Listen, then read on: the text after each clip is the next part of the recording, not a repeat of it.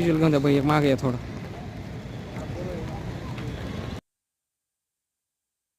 ज्या पांडुरंगाला आम्ही बुक्का सद्भावनेने आणि भक्तिभावाने लावतो, त्याच पांडुरंगाला आम्ही पिवळं असा भंडारा लावून तिथून जी पदयात्रा निघाले. परंतु आज या शारदा प्रांगणमध्ये जे आश्वासन मुख्यमंत्र्यांनी दिलं होतं, देवा भाऊ या लाडक्या बहिणीकडे पण लक्ष द्या.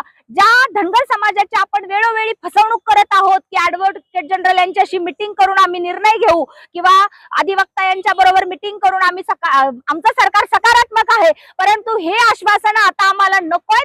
आता हे गाजर धनगर समाजाला मान्य नाही. आणि ही लाडकी बहीण, जसं तुम्ही इलेक्शनच्या काळामध्ये लाडक्या बहिणींना पैसे देऊन तुम्ही मतांचं राजकारण केलं, परंतु आता धनगर समाजाची ही लाडकी बहीण आपला या फसव्या सरकारचा मी जाहीर असा निषेध व्यक्त करते. आणि ज्या पद्धतीने खूप मोठी शोकांतिका आहे की आज हा काळा बुक्का आम्ही दोन प्रकारे ह्याचं म्हणणं म्हटलं जातं की सद्भावनेने आम्ही पांडुरंगाला बुक्का लावतो, परंतु आज एक लाडकी बहीण बारामतीच्या या शारदा प्रांगण मधून हा काळा बुक्का माझ्या चेहऱ्याला लावून हा चेहरा मी सरकारचा काळा कारनामा किंवा सरकारचे फसव्या धोरणाचा मी जाहीर असा निषेध व्यक्त करते. फसव्या सरकारचा जाहीर निषेध. एसटी प्रमाणपत्र मिळालेच पाहिजे. एसटी प्रमाणपत्र मिळालेच पाहिजे. तर आरक्षणाच्या प्रश्नावर मुंबई येथे आंदोलन सुरू आहे आणि याच पार्श्वभूमीवर तुम्ही बारामतीतही निषेधाचं आंदोलन करताय, काय सांगाल?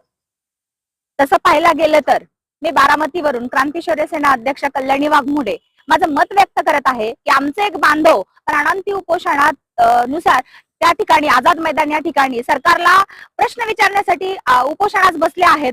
मी याच शारदा प्रांगण मध्ये आज उभी आहे. ज्या शारदा प्रांगण मध्ये 2014 जी पदयात्रा पंढरपूरच्या विठुरायाला साकडं घालून निघाली होती, ज्या पिवळ्या भंडाऱ्याच्या शपथा घेऊन या ठिकाणी जी लाखोंच्या संख्येने येथे धनगर बांधव जमला होता, त्या ठिकाणचं उपोषण सोडण्यासाठी आजचे मुख्यमंत्री त्यावेळेसचे प्रदेश अध्यक्ष देवेंद्र फडणवीस यांनी उपोषण सोडते वेळी आश्वासन दिलं होतं की पहिल्याच कॅबिनेटमध्ये आम्ही आमचं सरकार आल्यानंतर आरक्षण लागू करू किंवा त्याची शिफारस केंद्र सरकारला पाठवू. परंतु आज 12 वर्ष झाले आपण बघतोय की एकीकडे धनगर हा सुद्धा एक हिंदू धनगर आहे आणि हिंदू रक्षक असणारी त्यांची एक संघटना किंवा मला एक नमूद करावंसं वाटतं की ज्या महाराष्ट्र शासनाने हे आश्वासन दिलं त्यांचीच RSS ची एक संघटना वनवासी कल्याण आश्रम हे सुद्धा एकीकडे कोर्टात आमच्या विरोधात याचिका दाखल केली जाते आणि महाराष्ट्र शासनाने मात्र आजपर्यंत आमची शिफारस केंद्राला पाठवलेली नाही. तर कलम 342(1) नुसार दुरुस्तीचा अध्यादेश त्वरित सरकारने केंद्राला पाठवावा, नाहीतर या सरकारचा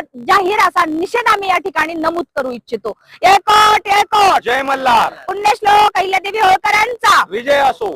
फसव्या सरकारचा जाहीर निषेध. एसटी प्रमाणपत्र मिळालेच पाहिजे. एसटी प्रमाणपत्र मिळालेच पाहिजे.